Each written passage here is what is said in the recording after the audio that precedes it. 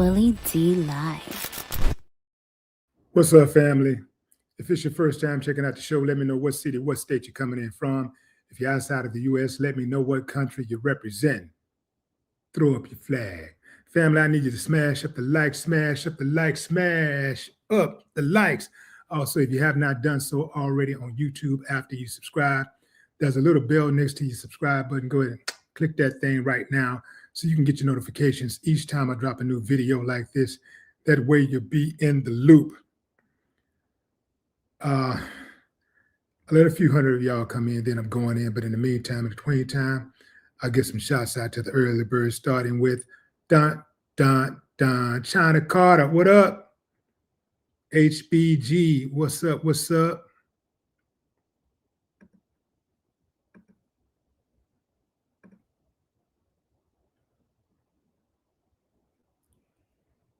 We got here. Is that D-Mac? What up, D-Mac? DD, what's up? What's up? Artist, Mr. and Mrs. Is that Rico? Okay, fam.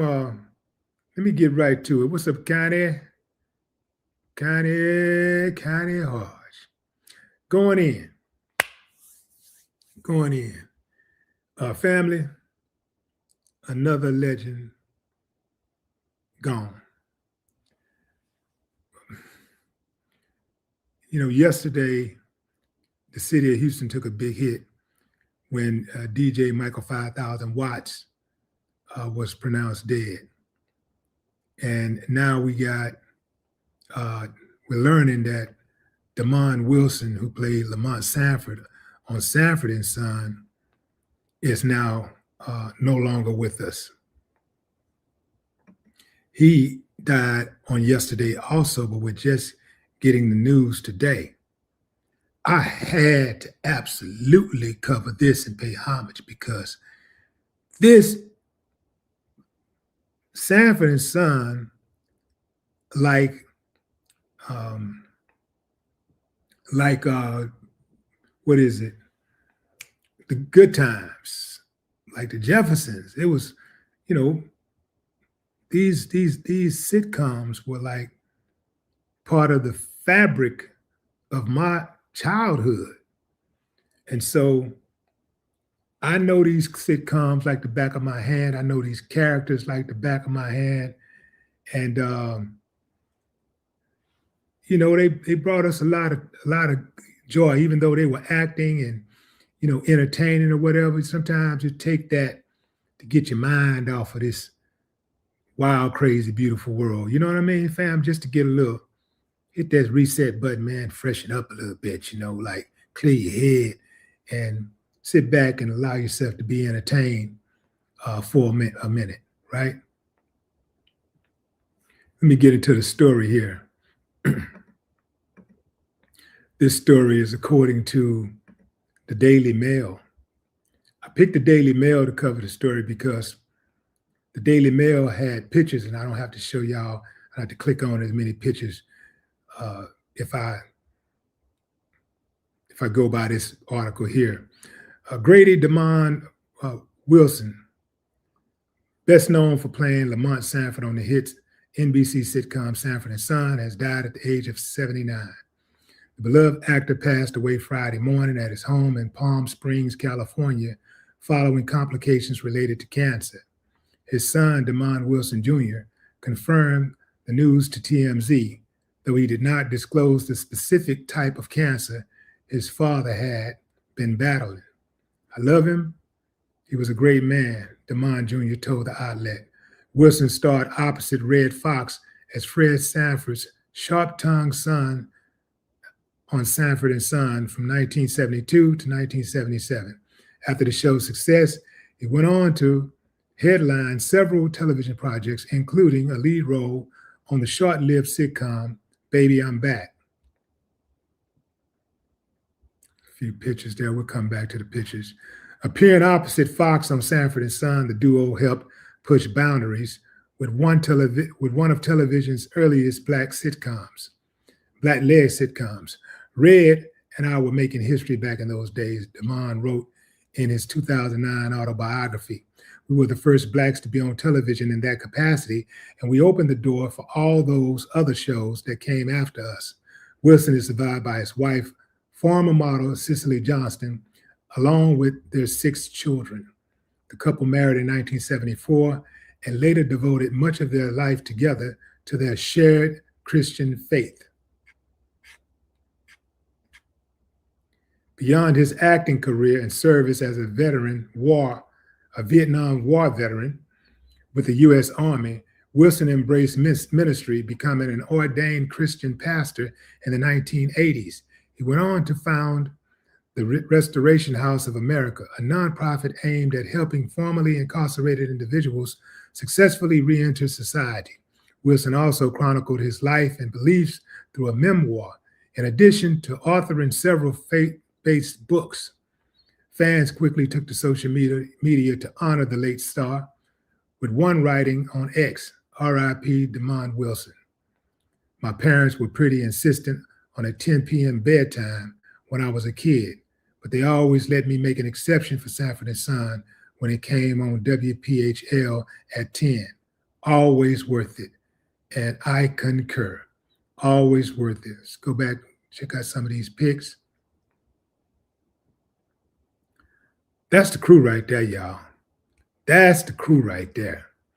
That is the hardcore cast of Sanford and Son. That's Fred, you got Lamont, you got Grady, you got Bubba, you got Rallo, you got Donna, and you got Aunt Esther. Oh man, what a cast. Great actors. All of these actors were so good, you couldn't imagine them being some other way. Now, I suspect that at least most of them had a different persona, a personal persona. But they were so good, so believable. Every last one of these characters, you probably could identify with a member in your family. That's how good they were. So I hipped my kids to Sanford and Son when I moved overseas. I bought the box set. I bought a box set of Sanford and Son, Good Times, and the Jeffersons, and All in the Family. And my kids got hooked on it. I didn't think that they would take to it the way that they did. I thought they was going to try to hit me with some old folk stuff. But to my surprise, they jumped all over it. And to this day, they're still fans and they still watch it. Now they watch it on their own. They used to watch it when I'd be at home and just sitting on the couch. They'd come sit next to me or whatever, come in the room, and they'd start watching it and they'd be entertained. And then eventually they would watch it on their own. That's when you know you got something. That's when you have a multicultural form of art, when different generations pick up on it. Like, it's that good. It's that good. Good art, man. Good art. It lives forever. It lives forever. That's one of the best television duos in history right there. Damon Wilson and Redd Foxx. You know, I often wondered what Damon Wilson thought of the catchphrase, "You big dummy." Because not only did I use that often, but I've seen a lot of people, heard a lot of people use it, and I've seen a lot of people use it in social media when somebody does something ridiculous or stupid. Invariably, you hear somebody say, "You big dummy." I'm sure somebody somewhere is probably typing it right now. I just typed it a few minutes ago or whatever. But "You big dummy" was a big, big catchphrase.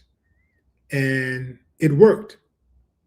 But I've heard actors from different shows who despise catchphrases because people identify those catchphrases with them so closely that when they see them, they yell it out. And over time, I guess it gets on their nerve. I know if he's concerned, he was concerned about you big dummy. I can only imagine, what Gary Coleman had to go through with that, what you're talking about, Willis. You dig what I'm saying? Yeah, those catchphrases is something else. It can make you, but it could also break you. You dig?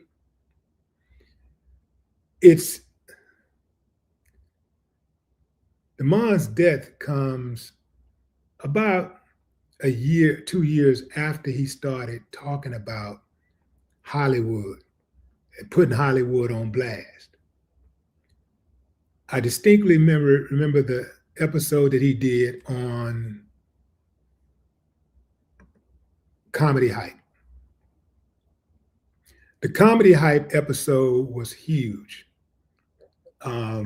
They did a really good job at getting information out of him. And I could tell at times that Lamont was a little agitated by some of the questions, but they were good questions. But he seemed to be a little agitated at times, but he still answered the questions, and I think he answered those questions truthfully. It sounded like to me that, he got a raw deal out of Hollywood, and maybe he didn't get all that he wanted out of it. And so he had some resentment there. And of course, like if you in the type of business like the entertainment business, hell, if you in any business, really, if you in, especially for a long time, you probably didn't get everything that you feel you deserve, right? You probably didn't get that, right? So you're going to have some type of resentment. There's some people that ain't never been an entertainer, but they've been with a company for 20, 30 years. And, while they might be grateful for the opportunity, they know that they gave that company way more than that company ever gave them. So they may feel some resentment from that. I had to mention that though, because, hopefully it's just a coincidence and nothing nefarious was taking place or going on or whatever, because, Hollywood keeps his secrets very, very close, and a lot of times when people start telling Hollywood secrets, bad things happen to them. So I'm just trying to not leave any rocks unturned and just exploring everything. Like I don't just take, when I hear these stories, I used to look at a lot of these stories and stuff, and I'd be like, oh, that's what happened, and I would take it at face value. But now, with so much that I've seen lately, man, I don't trust nothing. I'm questioning everything. I don't trust nothing. I'm not trusting nothing. I question everything. The way that Mike went out, when he asking about his money, when he's holding his money tight, holding those publishing rights tight to the Beatles, his catalog got half of Sony's catalog. He owns it. And he dies like that with a doctor in the room? Who dies suddenly with a doctor in the room at home? And then an even bigger blow for me was my homie, Prince. That was my partner. I know Prince. Like he was not a drug addict. Prince didn't like nothing foreign in his body. He would not do none of that stuff. He was really, really protective of his body. So for him to be found in the elevator on the floor from a drug overdose, Eh, eh, I'm not buying it, fam. I'm not buying it. So I'm questioning everything.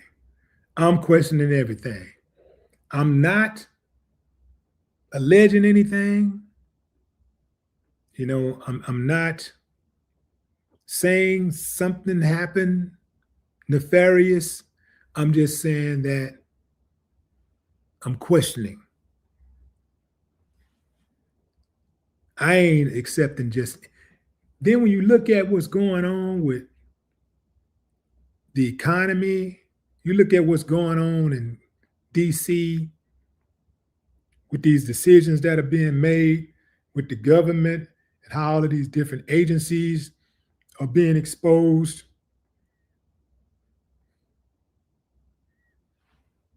All these wars that America's been participated in, every single war has a propaganda machine behind it. Every single war. Every war. From the latest invasion of Venezuela, tricks, a bunch of trickery. Oh, we coming for the fentanyl. We got to save Americans. We're going to stop fentanyl from coming over here, and we're going to blow your boats up just to show you we serious. Kill everybody. Even if you survive, we're going to pluck you out of the water. Because we that serious about stopping drugs from coming into America. Then when you run out of boats to attack, you say, you know what, man? You know what? We ain't got to hide it no more, man. We want that oil. What's up with that oil, man? What's up with that oil? We want that oil. Then go over there and take the oil. Now it's about, oh, you know, it was our land, you know, it was, you know, we was treated unfair. You stole it from us and da da da da. Next thing you know,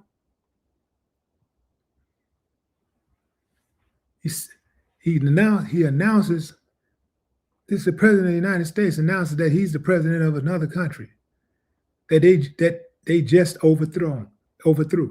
And so he takes these people's commodity, they sell it, and even though it was ill gained, they sell it. And if it's going to go anywhere, any profit should go to the United States. But instead of the money going to the United States, they divert the funds to a foreign country called Qatar. Qatar, the country that had just gifted Trump a jet, a private plane, worth a couple $100 million or whatever the number was. And he controls the funds, the president himself, not some U.S. governed entity, but the president himself controls the funds. Get the fuck, man. I'm questioning everything, fam. I ain't trusting nothing. I ain't trusted nothing since that chick said she got hit with a brick. The brick lady. I ain't crap, man. Come on, man.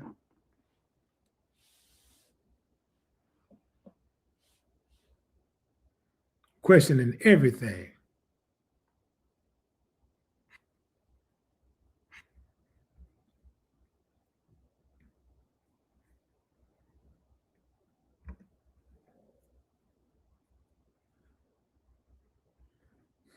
Back to Damon Wilson. Great cast, though. Great cast. Here's a picture of Damon and his wife, Cicely. That's back in the Gap. Boy, Lamont was cool, smooth. Had all the girls.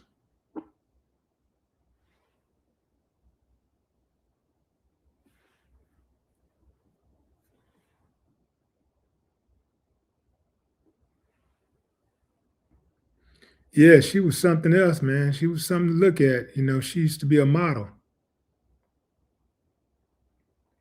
Yeah, she had it. She had something going on.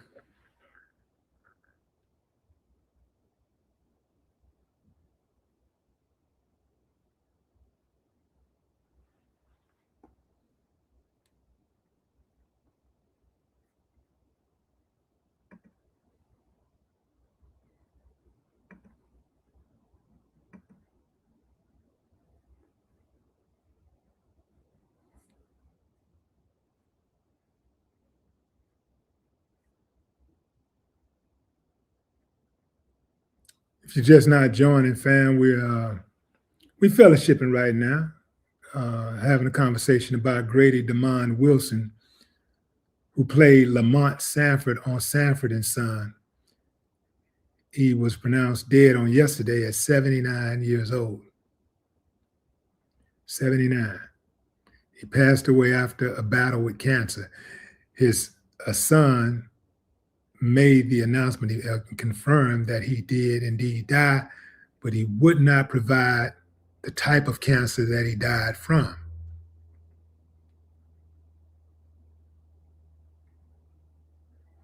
'79, he gave it a good run. '79, gave it a good run. Right there at 80. That ain't the 79-year-old that I wanted to see go down, though. It's another 79-year-old. Ooh-wee, man. Wow. Ooh. Ooh. That would have made my day if it had been him.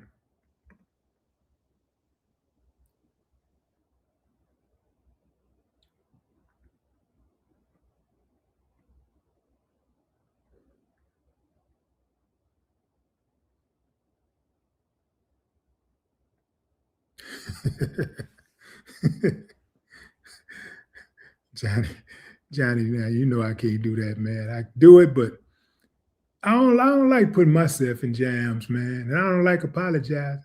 You know what I'm saying? Like, I don't like taking it back. If I say it, I'm standing on it. So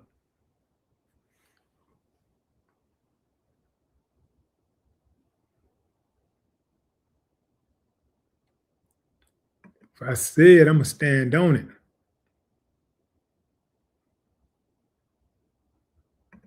I want to go back to this picture though of Demond Wilson and the cast of the core cast of Sanford and Son.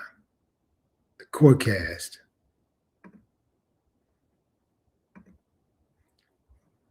Let's go back to the cast.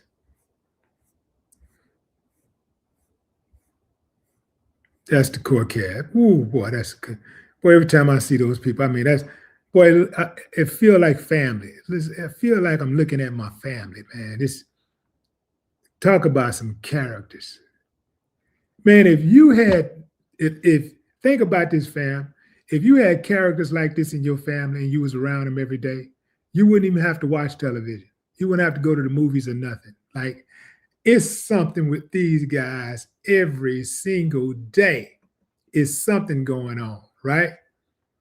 You got Lamont Sanford, Demond Wilson, who he played a guy, he's smooth, cool dude, smooth with the ladies, trying to, he constantly bumping heads with his daddy because he wants to take the junkyard business to the next level. And Fred thinks he got an empire and it's already working well. Everything's going good. So Lamont is always trying to figure out how to make some more money and take the company to the next level. And then you got Redd Foxx, Fred Sanford, who is he's more like always looking for a hustle. Redd Foxx, it's like Fred Sanford always looking for a hustle. Like everything, like anytime he can make some money, he gonna try to do it. And he gonna throw ethics out the door. And Lamont would keep him grounded. Lamont would keep him grounded. He tried to do something slick. Lamont be like, "No, wait a minute, Pop, you can't do that. Pop, Pop, Pop," And so that was him always trying to do the right thing. You had Donna Harris, you know, who, what was Donna's name? Lynn Hamilton. Lynn Hamilton, Donna. See, I'm familiar with this cast. So you got Donna right there on the couch sitting next to Aunt Esther. Donna was the sweet, poly purebred, but she was a firecracker. She really loved Fred, crazy about Fred. I mean, she was the one that tried to keep Fred also balanced. She was good for Fred, trying to keep him balanced. And but she was kind of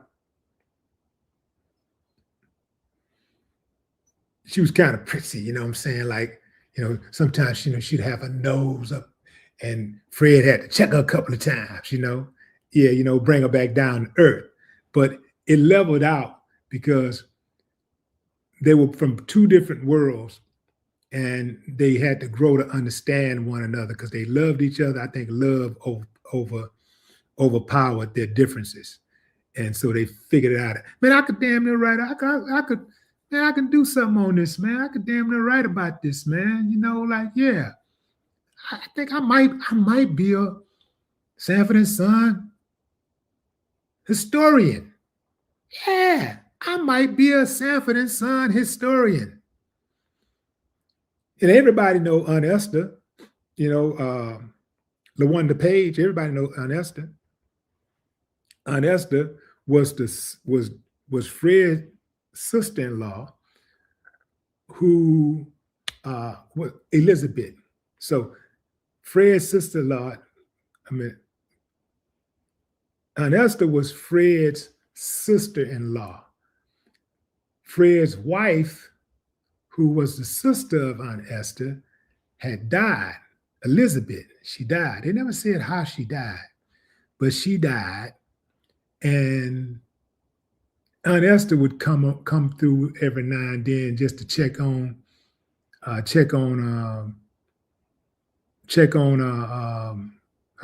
nephew and come by and visit, you know, and then and go down memory lane about her sister and things like that. And so Fred and Aunt Esther used to do a lot of going back and forth. You know, in every sitcom, you got to have to go back and forth. That banter that Fred and Aunt Esther used to do is the prerequisite. It's the precursor to Martin and Pam going back and forth. You know how they go back and forth, calling each other names and stuff like that. But you could tell deep down inside that was affection, that was a deep love, but they would crack on each other. If you watch Fred Sanford, if you watch Sanford and Son, you will see that banter between Fred and Aunt Esther was the precursor to Martin and Pam's banter. You can see that clearly. And you could also see that in subsequent battles with other in other sitcoms. You saw the same thing happening with George Jefferson and, you know, Herman, what was his name? Sherman Hemsley. And what was that woman's name? You know, the housekeeper. So you had that back and forth. You had the back and forth with Dee and Roger and what's happening. You had the back and forth with Carol O'Connor and Ryan. What's his name? The son-in-law, who they called he called him Meathead. So you had that back and forth. So that's a common theme that works in sitcoms. It works in films also. And then you had Grady, whose real name is Whitman May, Whitman Mayo. Whitman Mayo, yeah. Whitman Mayo. That was Fred Sampson's buddy. So he would cover for Fred. Fred trying to do something slick. Grady don't even know. Imagine you got that friend who you know that's gonna have your back no matter what. If you tell a lie, he gonna be right there. He don't even question what the lie is about. All he know is to take orders. You say, look, man, such gonna come, and I need you to say this right here. As soon as they come in, he just do exactly what you tell him to do. That was Grady. Grady always had Fred's back. And then you had Bubba. Let me back up. I got it mixed up. Bubba was the one who always had Fred's back. He's the one who would, if Fred did something slick, Bubba would take orders and, bail him out or take cover for him, that was Bubba. But Grady was the one who was kind of like clueless. If Fred gave him some orders to do something, he would basically mess it up. But at the same time, he was closer and more respected as a friend. It appeared to me that Fred respected Grady more because Grady stood up for himself and Bubba didn't. That's kind of how it goes in real life, right? Yeah, but Bubba, Don Bexley, yeah. So this is the cast right here, y'all. This is the cast. That's the cast right there.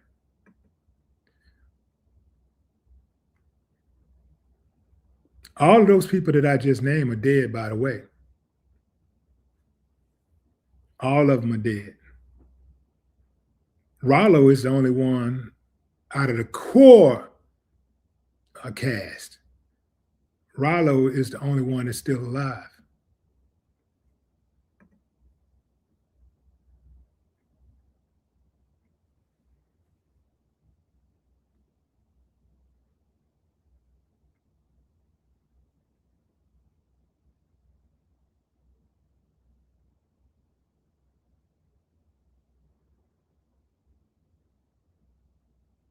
Well, let me do a quick search right quick and see who else is still alive.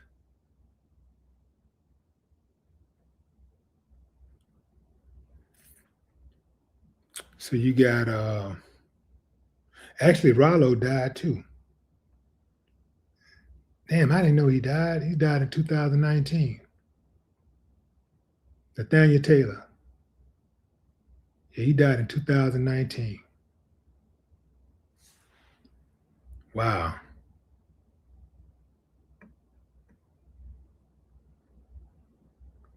Well, it looks like, shit, looks like everybody's dead.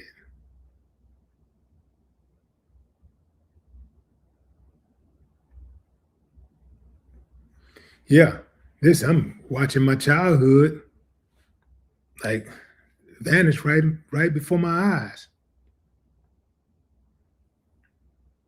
Yeah, these people helped shape my childhood. Yeah, Julio. What was Julio name on there? What was his real name? Gregory. What was his name? Gregory something. Gregory Sierra. That's his name. Gregory Sierra.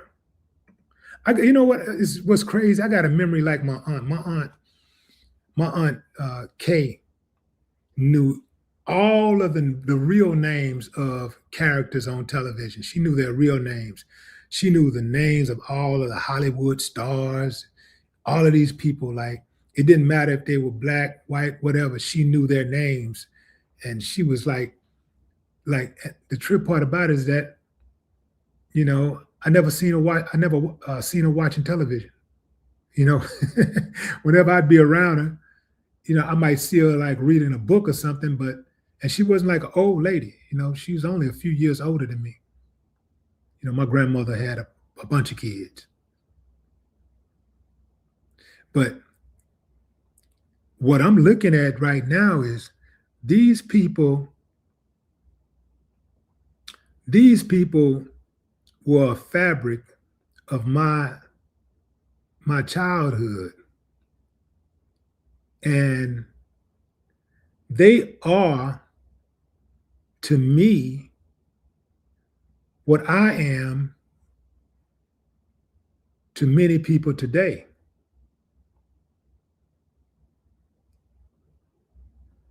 So it's like, people like me and that's from my generation, we're the uncles and we're the aunts and the grandparents now, because they were old enough, many of them were old enough to be great grandparents now. So we're the uncles and the aunts and the grandparents now.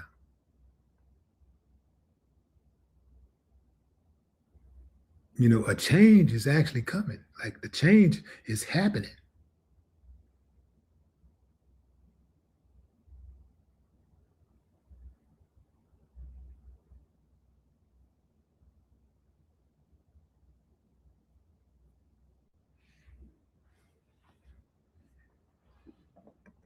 Somebody said, what about the white cop?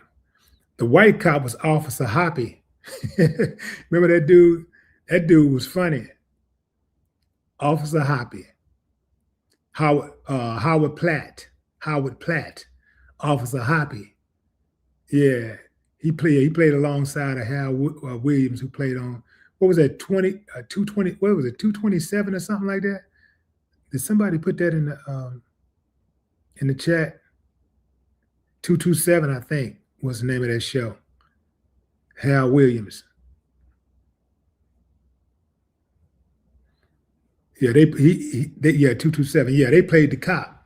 Him and Hal played Smitty, and yeah. Let me get it right. Hal played Smitty, and Howard played Officer Hoppy, because his last name was Hopkins. Yeah, man. I used to watch this stuff intensely. Like I used to watch it like serious. And then when I moved overseas, I was binge watching it.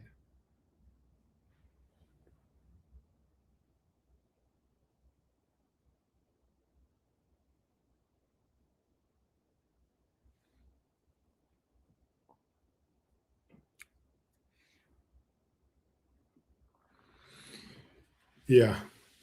So we see, you're seeing like the entire cast, leaving us. When you look at, those of us who were raised in the 70s and 80s, we're seeing entire casts leaving us, A Good Time, my all-time favorite sitcom. We just lost John Amos a couple years ago. So now we only have Ralph Carter and Bernadette Standish left. Yeah.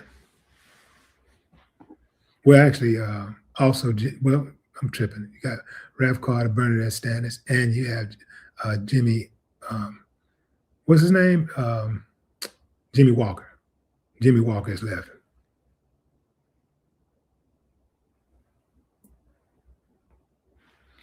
Yeah, but that John Amos was a dagger.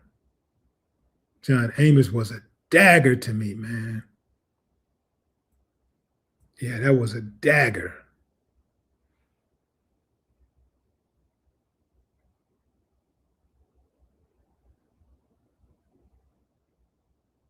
That's right.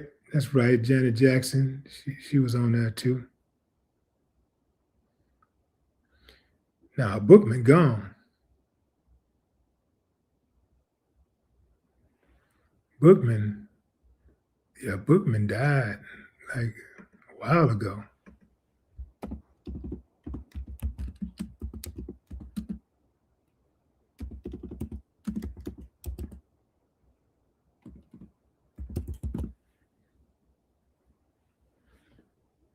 Boogman.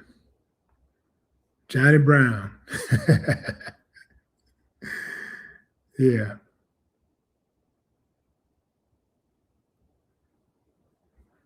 Johnny Brown.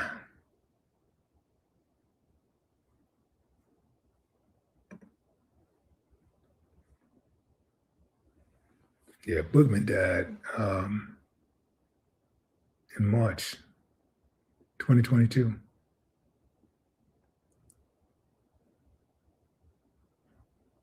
Yeah, we losing a lot of them, fam.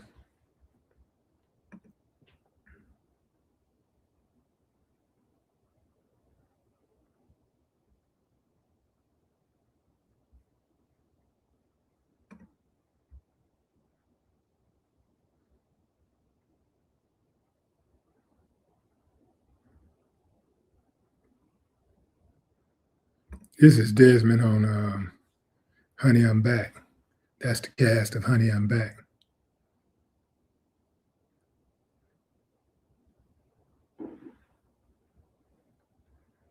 I only caught like 1 or 2 episodes of that.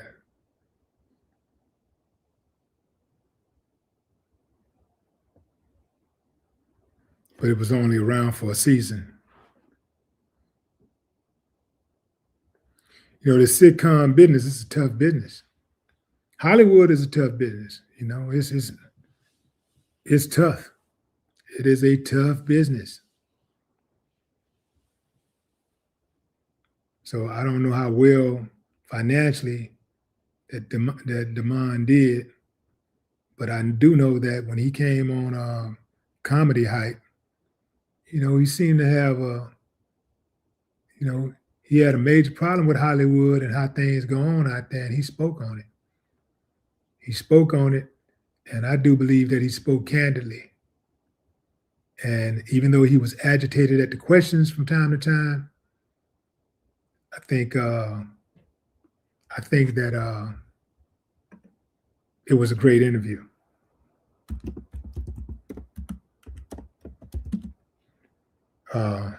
Because you know you gotta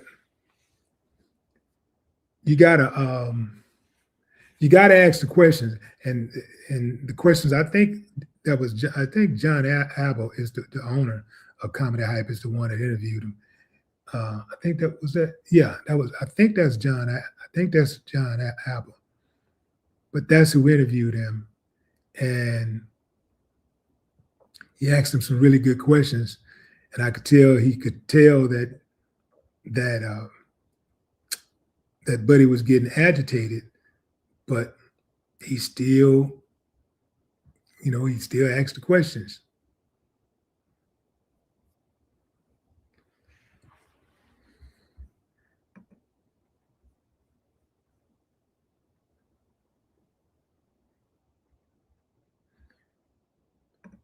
See, I ain't got no problem with that. See, I wouldn't antagonize a guest, but if you come on the show, if I interview you and you say, and I ask you, is there anything off limits? And you say no, then that means that I'm gonna ask you these questions, and ain't no getting into your feelings. If you get into your feelings, then that ain't gonna be cool. So I think that's why it's a good idea to just ask people, hey, is there anything that you don't want to talk about? Because otherwise, I'm gonna ask the questions that the people want to know. Unless it's some messy type stuff. I don't do messy. So if it's messy, I'm staying away from it. I don't want to do all of that. I don't want to get into no beefs and all that kind of stuff. Anybody beefing, y'all keep on beefing, believe me out of it. I don't want nothing to do with it, because there's too many serious things going on in the world. Way too many serious things going on in the world to be caught up in somebody's petty beef.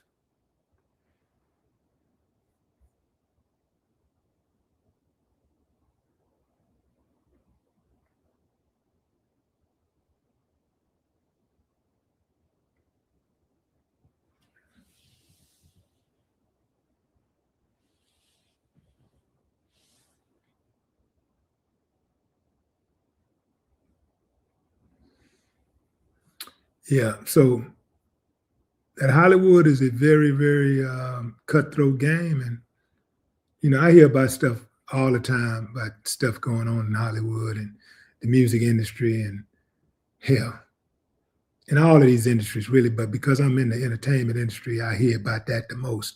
But all of this stuff, if you could hear about what really goes on in those, behind closed doors with these in the education sector or the travel sector or the healthcare sector,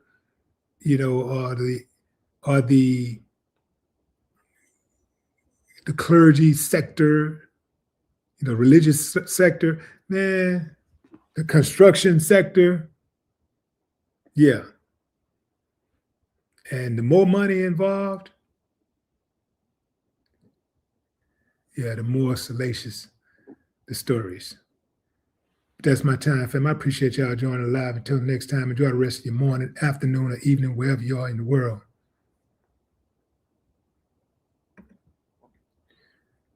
Yeah.